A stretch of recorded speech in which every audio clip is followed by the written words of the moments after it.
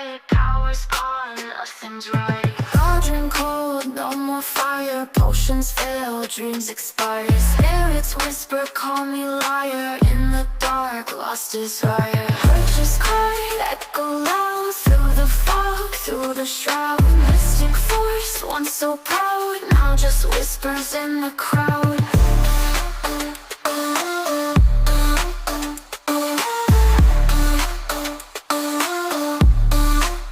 Babalan TV. Hi everyone, this is an energy update, especially dito po sa mga zodiac signs na nasa gilid, no? For those of you who's new to the channel, don't forget to click the subscribe button, smash the like button, comment below kung kayo po ay nakaka-resonate, and hit the notification bell. Kung gusto niyo pong sumali sa ating live session sa kabilang channel po yan, that is Babaylan TV. Nagre-release din po tayo ng mga videos doon, so you might want to check on it. So, this is a general reading, no? And this is a timeless reading as well. I want you to know that you may resonate with the entire reading, or you may resonate with some bits and pieces of the reading.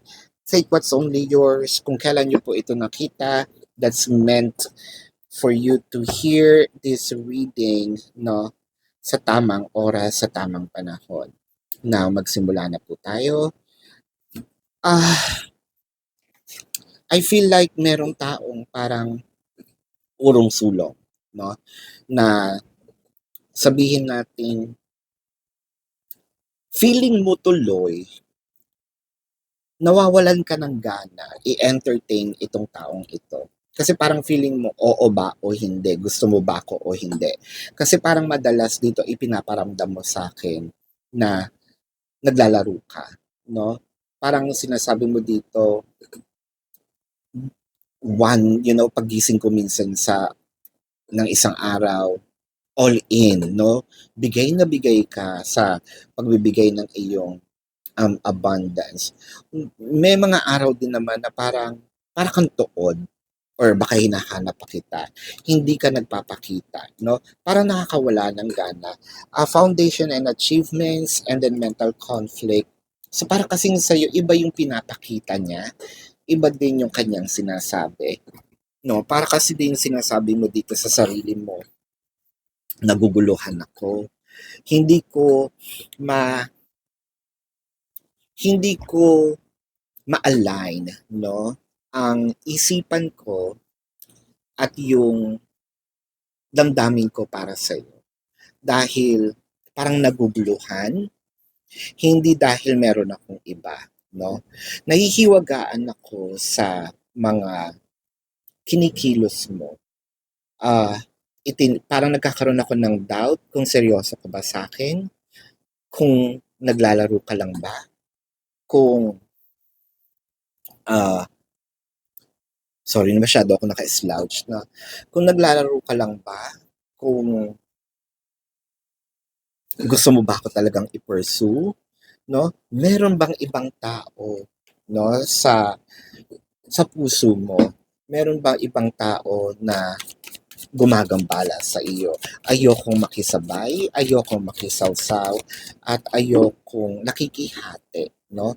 Yun yung iyong sabihin mo ng sakim ako, pero kung aaksayahin mo lang ang panahon ko, wag na lang, 'di ba? Kung aaksayahin mo na lang itong sabihin nating pakikipagkaibigan, no, mo sa akin, wag na lang. Madami na akong kaibigan, no? Hindi na importante sa akin na madagdagan pa. Satisfied ako, ang hinahanap ko relationship. Ang hinahanap ko is pagmamahal, no? I think na sobra-sobra na rin ako sa kaibigan. So thank you, no? Next, with the 6 of Pentacles and the King of Swords. Ang nakikita natin dito, parang naiinis ka na, no? I feel like meron ditong parang nananadya, parang sinasadya ka, parang nananadya na, no? Na sinasabi nitong taong ito, or baka napapansin mo rin, ah, gawin ko kaya sa'yo, no, yung ginagawa mo. So, minsan ine-entertain mo din, minsan ikaw naman yung nawawala. So, nagkakaroon na dito ng parang gantihan. Um, Kasi nagkakaroon na ng transaction no, with the Six of Pentacles. Kung ano yung binibigay mo sa akin, yun din yung ibinabalik ko sa iyo. So, kung pinapraning mo ko, di papraningin din kita. No? So, parang ikaw ngayon, nakipaglaro ka in a way, I think that there's a mental play, no? Mental game that is happening between you and this person, no? Dati naman, parang naging masigasig siya. Andun ka na eh. Parang pa-fall ka na eh, no? Or talagang na-fall ka naman talaga na. Dumating na dun sa part na yung pagsasama ninyo o yung parang papapunta na talaga sa committed relationship. Papunta na talaga ito sa sabihin nating baka proposal, no? Marriage, cohabitation. Tapos biglang lumamlam, biglang parang napundi, bigla mo na lang na nagising ka ng isang araw na, uy, sandali. Ano nangyari dun sa supposedly, no? Pinakilig ako, pinakilig mo ko, pero parang walang nangyari. So, nasan na yung effort? Anong nag-iba? Anong nagbago? So, so parang sa'yo kasi sinasabi mo dito, pinagtitripan mo ba ako, no? Medyo may inis, may gigil. With the Knight of Pentacles and the King of Cups. So, ang nakikita natin dito, naging stagnant itong connection. I think na nandito kayo ngayon from having a communication, imbis na paganda, no? Pausad yung inyong relationship, parang bumagal to a point na yung conversation nyo parang pawala or wala na, no? May stagnation dito. There's also a lot of things that probably you would love to ask, or probably your person would love to ask from you. Let's clarify this Knight of Pentacles. The Knight of Pentacles is clarified by the Four of Pentacles and the Knight of Wands. So parang alam mo yung nagkakabayo, kabalyero, tapos yung hindi lang ganun yung kabayo at umatras siya ng ganyan na parang, uy, a sudden stop, no? A sudden stop with regard to the travel of this energy, with regard to the course or path or sabihin nating journey, no? Hindi pa naman siya tapos. And yun nga ang nakakainis dito, na nararamdaman kita sinayang mo yung panahon ko. Nasayang yung panahon ko actually. Pataas na yung kilay ko kasi damang-dama ko yung buwisit ka. Ang sakit ng puson ko, no? Nag-antay ako. Inantay kita. With the Two of Cups, ayan. And the World card. I feel like this is just a pause from the connection. Wala naman ako nakikitang third party dito, no? I feel like itong relationship na ito mag-go uli, no? Sabihin nating magsisimula uli once na I think that this February, no, of 2025, whether it is Valentine's or whatnot, I am seeing there is a plan of rekindling the connection, no?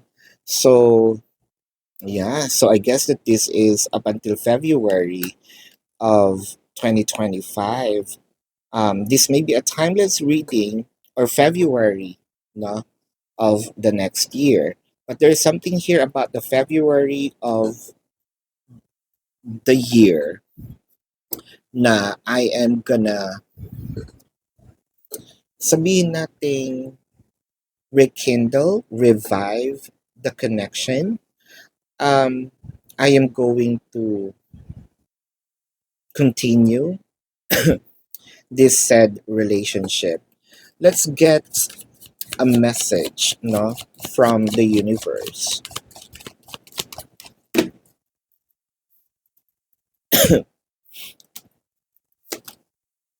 The Page of Cups, the Lovers, and the Three of Pentacles. I feel like ngayon, medyo pinag-iisipan niya pa, no, kung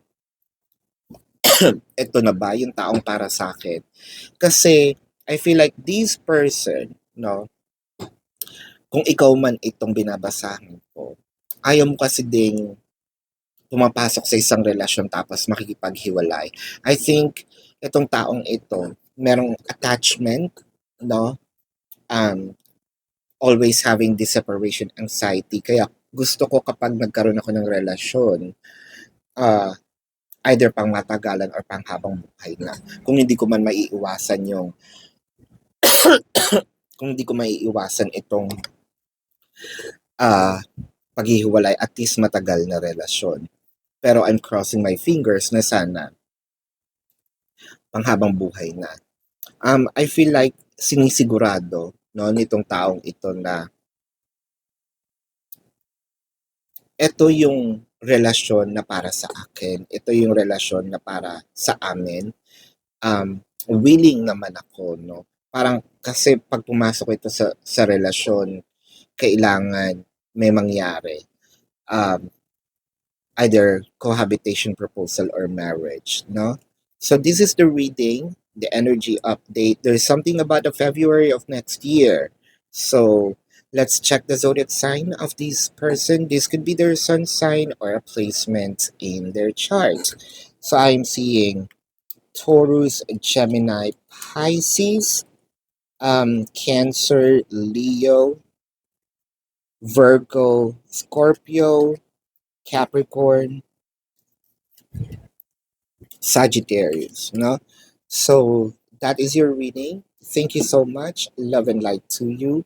And by the way, para po sa mga bago, don't forget to click the subscribe button, smash the like button, comment below kung kayo po ay nakaka-resonate, and hit the notification bell.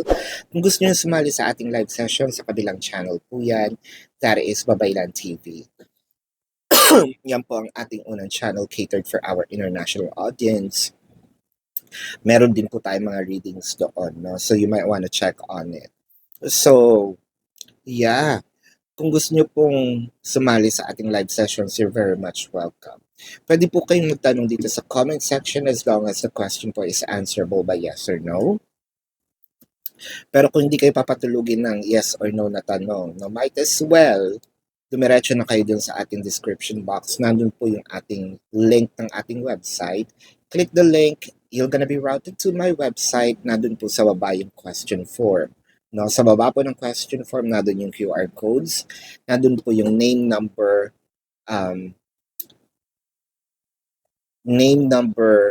the QR codes, no, for your reference. Ayan. If you want to book a private reading, nandun din po siya, pakihanap na lang sa QR code. I also created a 4 questions plus 1, so take advantage of it. Love and light to you. Namaste. See you po sa susunod na reading. Goodbye. You want the